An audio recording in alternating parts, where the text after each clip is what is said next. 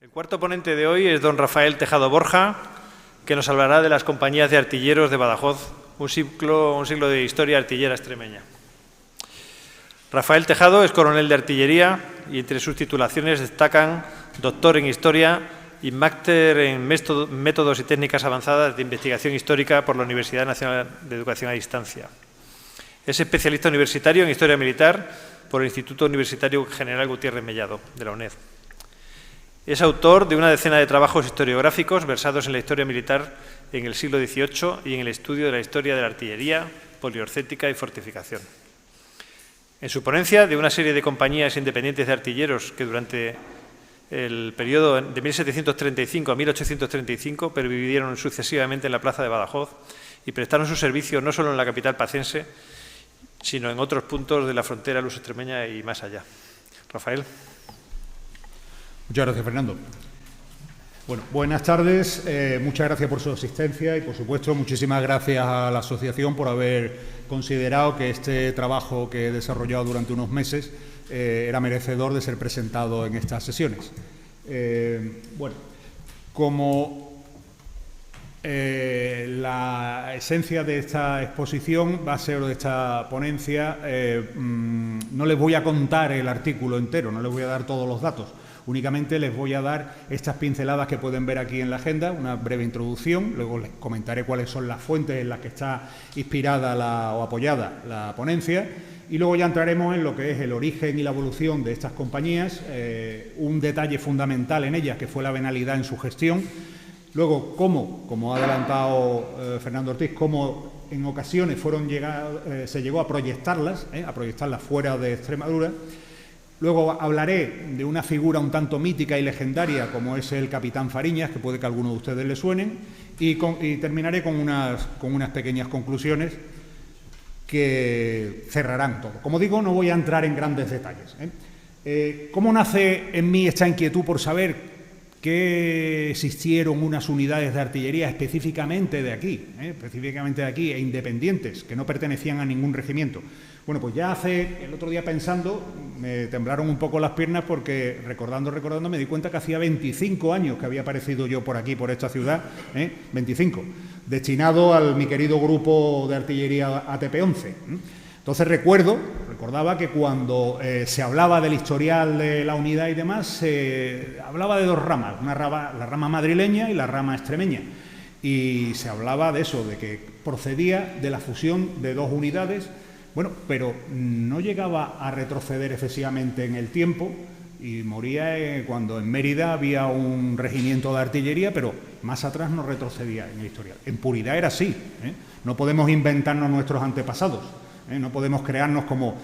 Saben que hay mucha polémica ahora con los historiales de determinadas unidades que se dicen que realmente no son de cuando se dicen que son. Entonces no podemos inventarnos la historia. Pero sí es cierto que mirando hacia atrás debería de haber algún esbozo de artillería en la plaza antes de esas unidades que hemos dicho anteriormente o que he mencionado. Sobre todo, como mi predecesor en la secuencia de exposiciones ha comentado que había que las pueden ver aquí en esta imagen, una fortificación abaluartada en la cual estaban asentados cañones y esos cañones alguien los tenía que servir. Entonces recuerdo que durante aquellos años pues había las famosas jornadas de artillería que se organizaban, jornadas de artillería en Extremadura, que se organizaban por Santa Bárbara y demás, y participaban muchos señores y siempre sí se daban pinceladas de que algo debía de haber, pero no se concretaba en nada. De hecho ya les adelanto que uno de mis objetivos es irme al 17, porque lo que les voy a hablar es del 18 y del 19, irme al 17 y bucear un poco más, intentar concretar un poco más cuál fue la guarnición artillera de la plaza durante ese siglo. ¿Por qué? Porque tenemos conocimiento de que en la defensa, como se ha dicho anteriormente, de Badajoz, pues había aquí una serie de unidades artilleras, pero que no se puede decir que formaban parte del ejército de Extremadura, pero no eran así. Hasta que no se crea, hasta que no se difunde el reglamento de 1710 por el que se crea el regimiento de artillería, y por él se ordena que haya aquí un batallón de artillería, el segundo concretamente, y que va a tener 8 compañías de artillería, no hay una constancia fidedigna de artillería que la podamos identificar. Pero sí, esas unidades, esas compañías, esas compañías no eran independientes, pertenecen al regimiento. Va a producirse durante todo ese periodo, hasta 1735, una serie de cambios, de disoluciones, de readaptaciones como consecuencia de la Guerra de Sucesión y luego el periodo posterior, lo cual va a hacer que no haya unidades específicamente destinadas aquí de artillería, sino que van a ir yendo y viniendo y dependiendo de Cádiz o dependiendo de Sevilla, depende del momento. Hasta que llegamos a 1735, en el que se va a producir el cambio que vamos a ver a continuación. Antes de continuar, quisiera mostrarles en qué fuentes está apoyado este trabajo, y básicamente son las que ven ahí. Como siempre, el peso fundamental del trabajo lo lleva el Archivo General de Simancas, con toda esa relación de legajos que he tenido que consultar para desarrollar este trabajo. Luego también el Archivo Histórico Nacional con una serie de documentos, el Archivo General Militar con algún que otro expediente personal y el Archivo General de Segovia, lo mismo. Y fundamental también la información que pude obtener del Archivo Provincial de aquí, donde había información bastante interesante de determinados momentos de estas compañías, ¿no? Bueno, entonces cuando hablo de compañías, ¿por qué hablo de compañías? Porque podría estar hablando de la compañía fija o la compañía de artilleros de Badajoz. Bueno, pues básicamente porque en realidad no hay solución de continuidad entre, mejor dicho, hay solución de continuidad entre ellas, ¿no? Hay solución de continuidad entre ellas. Son las que podríamos ver ahí. La Compañía Suelta de Artilleros de Badajoz, creada en 1735 y no disuelta, sino absorbida en 1762 por otra unidad. La Compañía Provincial de Artilleros, creada en 1762 y disuelta en 1802. Y las compañías fijas de artillería de Badajoz, y digo compañías fijas porque aquí sí que se produce un caso curioso que lo veremos a continuación cuando explique estas, que sí que hay una primera compañía, luego hay una compañía especial, y luego vuelve a recrearse otra vez la compañía que podríamos considerar que es continuación de la anterior, aunque ha habido un lapso de tiempo en la que ha desaparecido la compañía como tal. Entonces, entrando ya en cada una de ellas, y muy rápidamente les cuento lo principal de cada una de ellas. La primera, la suelta, la suelta que con el tiempo pasaría a denominarse también provincial. Esta se crea en 1735 y su aparición es motivada por la Guerra de Sucesión polaca. Como saben, se generan las campañas de Italia, buena parte del ejército español se traslada a Italia a combatir en esta guerra y con él la artillería. Gran parte del regimiento de artillería va allí, ¿no? Entonces, se siente la necesidad en un momento determinado, concretamente en este año, en 1735, se siente la necesidad de que se refuerce la artillería que había en la península. Y el conde de Mariani, inspector general de artillería, decide intentar crear una serie de compañías de guarnición en distintos sitios. Hay un intento, si mal no recuerdo, de 6, pero de las 6 solo triunfan 2, que van a ser la de Badajoz y la de Mallorca. La de San Sebastián casi lo consigue, pero al final se queda en un triste destacamento de unos 12 artilleros y un sargento, si mal no recuerdo, pero las que realmente se van a constituir como tales compañías van a ser la de aquí, la de Badajoz y la de Mallorca. Las vicisitudes que van a vivir esta compañía, bueno, las veremos ahora después, lo más importante, pero comentarle eso, que la característica principal es que es independiente, no pertenece a ninguno de los batallones del regimiento, y va a ser autónoma para todo. ¿Cómo va a desaparecer? Va a desaparecer por el Reglamento Nuevo de Pie de 1762, en que, curioso lo que les cuento aquí, se va a integrar en el 4º batallón que estaba de guarnición en Valencia. ¿Y por qué? Si teóricamente era de aquí. Bueno, no les adelanto la película, no voy a hacer un spoiler, se lo cuento ahora después. Entramos en la siguiente. La siguiente, la Compañía Provincial de Artillería de Badajoz. Se crea en 1762 por ese reglamento que hemos dicho anteriormente, y va a desaparecer en 1802 por la ordenanza de ese año, que se va a integrar en el 3er Regimiento de Sevilla. Y pasa a pertenecer al Regimiento de Sevilla, pierde su independencia. Nuevamente, nace como consecuencia de otra guerra, en este caso, y de otra guerra de sucesión, no.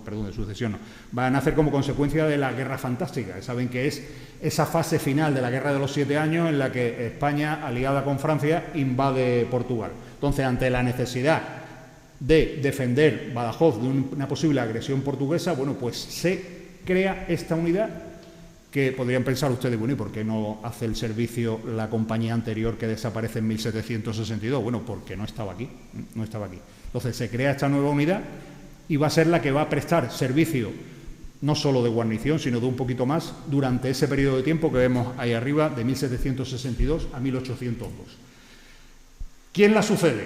Bueno, pues en los intervalos que ven ustedes ahí, desde 1806 a 1810, desde 1810 al 12 y del 12 al 35, la van a suceder la compañía fija de artilleros de Badajoz. Y aquí ya sí que les adelanto que, como su propio nombre indica, son fijas, es decir, que son de aquí y de aquí no se van a mover, al contrario que las otras dos, que ahora les contaré dónde fueron. Como consecuencia del reglamento de 1806, se crean una serie de compañías fijas en distintas plazas y entre ellas, total 19, y entre ellas está la de aquí. La de aquí va a sufrir las vicisitudes de los sitios de 1810 y cuando se rinde la plaza en 1810 la compañía es tomada prisionera y desaparece como tal. Y se va a crear una compañía que es fija también, o de guarnición, no tiene el nombre de fija, de Badajoz, pero esta no es independiente, está a las órdenes de los franceses, es una compañía, una unidad josefina, y es donde va a estar ese famoso personaje que ustedes muchos habrán oído hablar, el capitán Fariñas, ese famoso capitán que, según cuenta la leyenda, yo creo que es una leyenda, acaba suicidándose cuando es tomada la ciudad por Wellington y las tropas españolas. Bueno, pues esa, aunque es fija y tiene más o menos las mismas características que las anteriores, no es independiente, pertenece al primer batallón del ejército de José Bonaparte, que la cabecera la tenía en Sevilla. Luego esta tiene esa peculiaridad, no es independiente como las anteriores. Con la caída de la plaza y la rendición de las tropas que la guarnecen, la compañía es disuelta, todos sus oficiales son pasados no a cuchillo, son fusilados, con la excepción del capitán, como he dicho, se suicida, según parece. Y acto seguido se vuelve otra vez a recrear la compañía fija, en 1812, a los pocos meses. Se va a nutrir con oficiales que vienen de Málaga, si mal no recuerdo, y así va a perdurar hasta 1921. Van a vivir las vicisitudes del trienio liberal, en el cual se pretende reorganizar también el ejército, pero van a aumentar las compañías fijas, pero al final no afecta para nada a la compañía de aquí. Con la ley orgánica de 9 de junio de 1921 se pretende, como estaba explicando, aumentar a 64 compañías, pero eso no llega a nada. Pero sí les digo que la de aquí sí que perdura.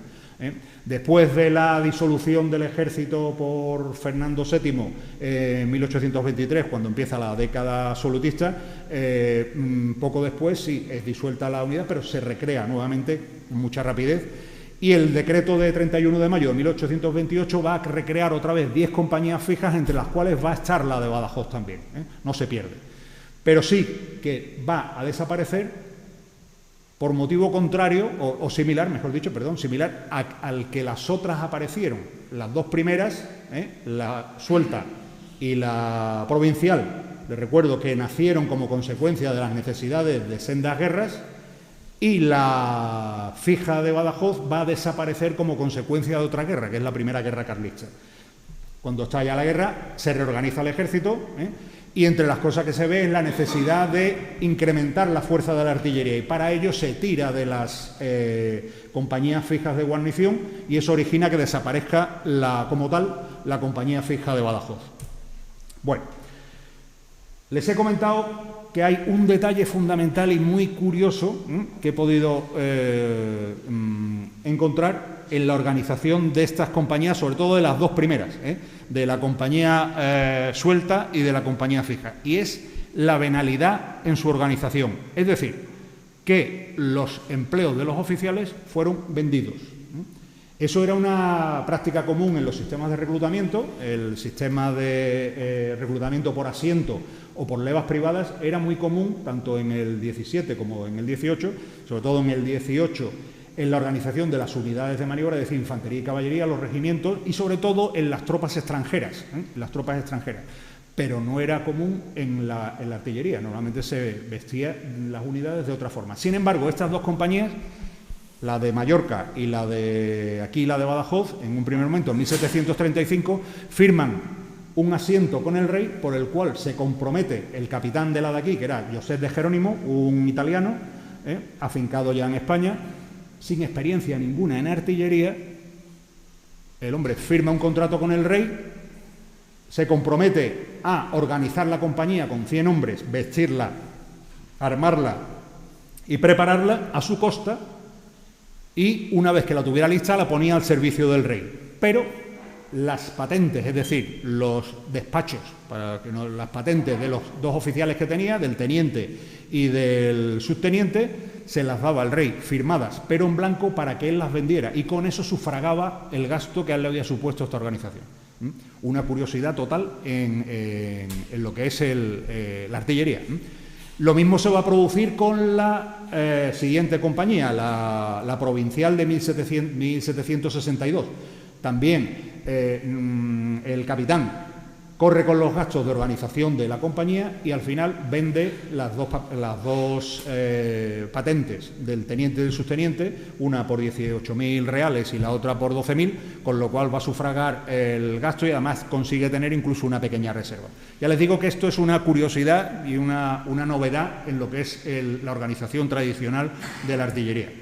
El otro detalle fundamental que van a tener estas dos compañías va a ser que, aunque pensemos que como se habían creado aquí eran independientes y estaban guarneciendo no solo la plaza de Badajoz, sino también Alburquerque, en ocasiones también Alcántara, pues que estaban siempre aquí. Bueno, pues nada más lejos de la realidad. En el asiento ya el capitán, José de Jerónimo, se comprometía con el rey a que la empleara donde él quisiera. Y nuevamente, como consecuencia de otra guerra, es decir, la guerra de sucesión austríaca, cuando buena parte de las tropas españolas vuelven a Italia a combatir, pues se encuentran con que las guarniciones,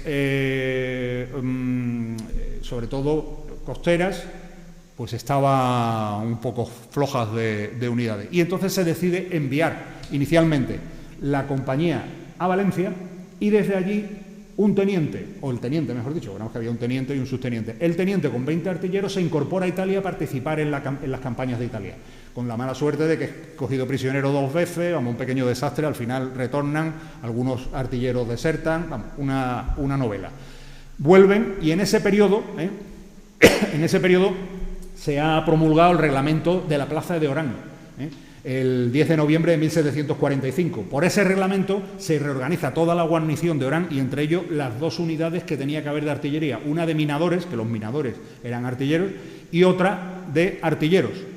La de minadores sí que había un embrión, lo único que hacen es potenciarla y organizarla, y para vestirla, o no para vestir, sino para dotar a Orán de esa compañía de artilleros, se decide que la compañía suelta de Mallorca se trasladara a Orán y la de Badajoz, que estaba en Valencia, se preparara, como se hace ahora con las misiones, para que fuera su relevo. Efectivamente, la situación se prolonga, el relevo se produce en 1750, allí se va la compañía de Badajoz y allí se queda para siempre. Nunca volvió. Nunca volvió. En su componente, como cuento en la ponencia y demás, tenía un gran componente todavía de extremeños, pero ya como llevaba varios años, llevaba desde el año 45, si mal no recuerdo, en Valencia, destacada, pues estaba ya nutrida con mucho valenciano. O sea, había perdido la esencia total de que fueran todos extremeños. Pero como digo, nunca volvió. Algo similar va a pasar con la compañía provincial, la que se crea en 1762. Esta, aunque también podríamos pensar que estuvo siempre aquí de guarnición, en un momento determinado se siente la necesidad de que refuerce la plaza de Melilla durante el sitio que se produce en 1774 o 1775. En ese momento se envía allí la compañía, pero termina el sitio y no va a volver inmediatamente, sino que se va a quedar allí hasta 1783, es decir, una buena temporada. Como ven, fueron proyectables también las compañías, no estaban fijas aquí siempre. Bueno, una curiosidad que encontré también, y no en el archivo de aquí provincial, sino que lo encontré en Simancas, es que la compañía, la segunda, la provincial, tuvo su cuartel en la plaza de San Agustín, esquina a la calle Tardío, ¿Podría ser ese edificio? Yo creo que no. Yo creo que no, me tendría que haber ido a buscar en el catastro a ver de cuándo este edificio, o no, bueno, se lo he puesto ahí para que tengan la idea. O podría ser el que está enfrente, que no sale en la foto, al que también le hice la foto correspondiente cuando vine a trabajar aquí sobre este estudio, ¿no? Pero bueno, la situación sí era esa o la esquina contraria. Y tengan en cuenta que en ese momento un cuartel de una unidad de tipo compañía no era lo que ahora pensamos que tendría sus vehículos, sus cañones allí. Bueno, no, los medios estaban en el parque de artillería, que estaba en otra ubicación. Era prácticamente el alojamiento del personal y las oficinas que tenían. Luego era un edificio relativamente pequeño. Eso lo encontré como consecuencia de un documento en Simanca en el cual hablaba de las reformas que había que hacer en 1767 sobre ese cuartel. Y allí se describían detenidamente las reformas. Y como digo, era un cuartel más bien pequeñito. Bueno, ya voy rematando. Como digo, todo esto está muchísimo más desarrollado con todos los datos, con datos de personal, con estadísticas, con todo en el texto, y aquí no me voy a explayar en eso, pero sí les quiero comentar la figura esta del capitán Fariñas, que fue, bueno, antes que nada, la imagen que ven a la izquierda es del libro del capitán Fariñas, el episodio del sitio de Badajoz, que en realidad es una novela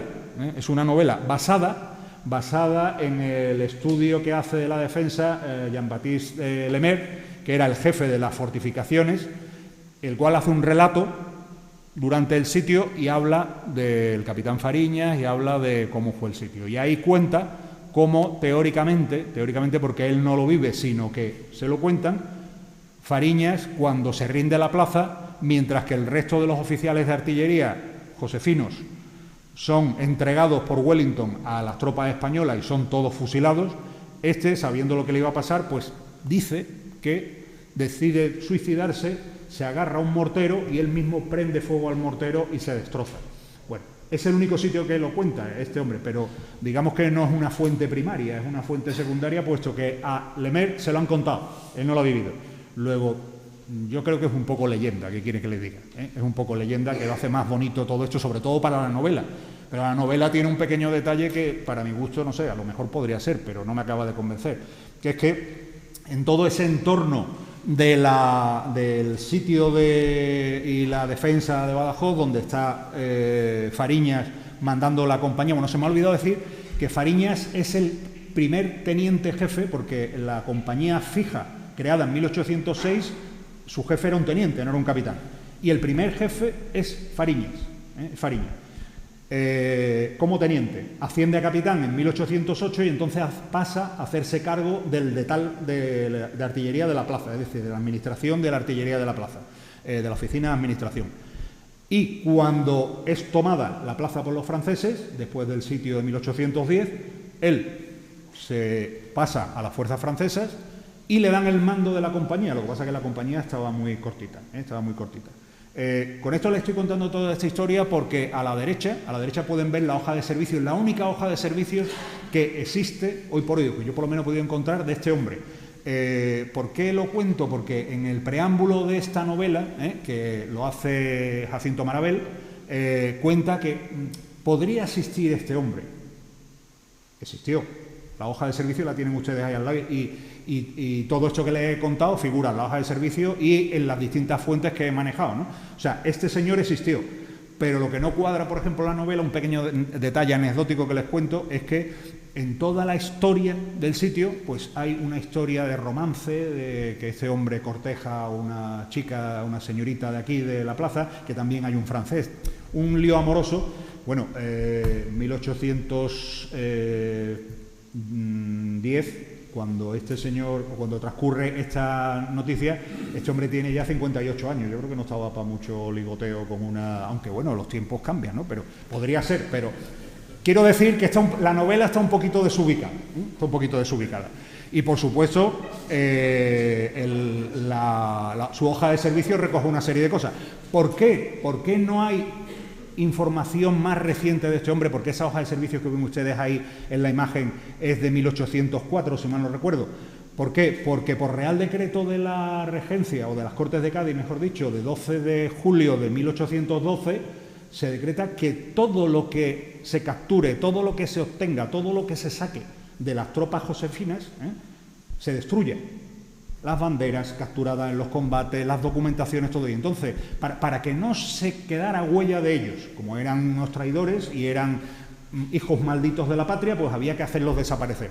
Entonces, toda la documentación de esta gente, la práctica mayoría, desapareció. Y solo se encuentran aquellas que se han quedado descolgadas por ahí, ¿vale? Bueno, y ya no les entretengo mucho más. Les doy las últimas pinceladas de las conclusiones. Todo esto, como he dicho, incluso las conclusiones están más desarrolladas en el texto.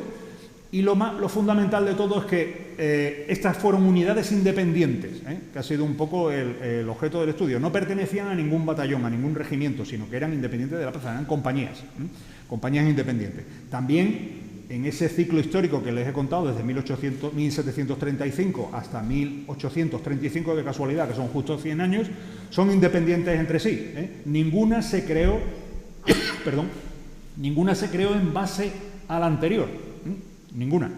Es más, por ejemplo, la de 1762, la compañía provincial, esa, cuando se crea para intentar defender Badajoz de un posible ataque portugués, se crea con el beneplácito del conde Gazola, y en ningún momento en la documentación aparece que se crea aprovechándose de la otra. ¿Por qué? Porque la otra estaba en Valencia, la otra estaba en Valencia, en Orán, pero dependiendo de Valencia.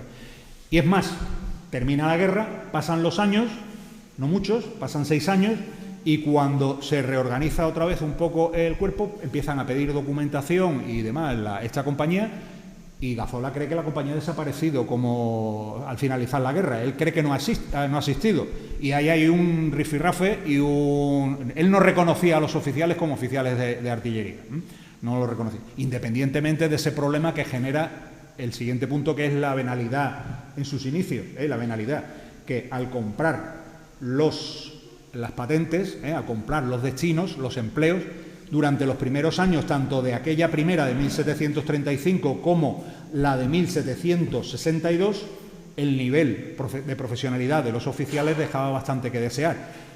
Es más, en las distintas inspecciones que sufren, se puede leer perfectamente cómo el inspector, al revistar la unidad, dice que estaban perfectamente instruidos en el manejo de armas y evoluciones y demás, de orden cerrado y manejo del fusil, y sin embargo en el manejo de la artillería tenían grandes carencias. ¿Por qué? Porque lo que más o menos sabían aquellos señores que se habían vestido de artilleros comprando la patente era un poquito lo que era la instrucción de fusil y demás, que la veían en el resto de las tropas de la guarnición, pero el manejo del cañón no habían ido a ningún sitio a aprender a manejarlo. Luego ese fue un gran problema que presentó inicialmente durante los primeros años las dos compañías, hasta que cogieron la experiencia necesaria para el manejo del cañón y del mortero, que tenían que manejar las dos cosas.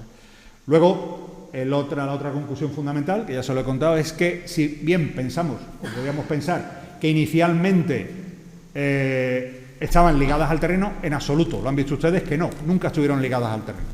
Y luego, que las fijas estuvieron constantemente sometidos a todo el proceso de evolución del ejército español durante el siglo XIX, el convulso siglo XIX, con reorganizaciones, desorganizaciones y constantes cambios. Y nada más. Muchas gracias por su atención.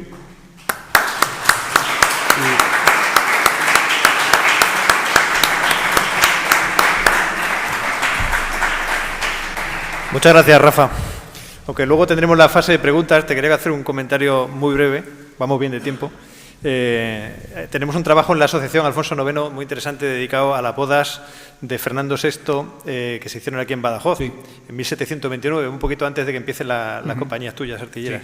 Sí. Y uno de documentos que encontramos muy curiosos de los regimientos que venían a hacer la guarnición aquí, entre ellos el Saboya, que fue la primera vez que el regimiento Saboya viene a Badajoz, hacían el servicio de cañones. Es decir, que los oficiales, o sea, los artilleros eran los oficiales especialistas, pero la tropa era tropa de infantería que entraba por servicio. Y de hecho, uno de los saboyanos muere porque no era capaz de manejar el cañón y se cargó con las propias salvas. Efectivamente, muchas veces se ve o se piensa, cuando ves sitios, plazas, que tenían a lo mejor una compañía nada más y veías que tenía un perímetro impresionante, como el de Badajoz, un montón de bocas de fuego. ¿Qué es lo que pasa? Que normalmente en un cañón lo que había era 1 o 2 artilleros a lo sumo, y el resto de los sirvientes eran personal, bien de otras unidades de infantería o lo que fuera, o incluso paisanos que se le instruía, pero el que llevaba el peso digamos, del manejo de la pieza era el artillero soldado, que era un soldado, pero eran artilleros.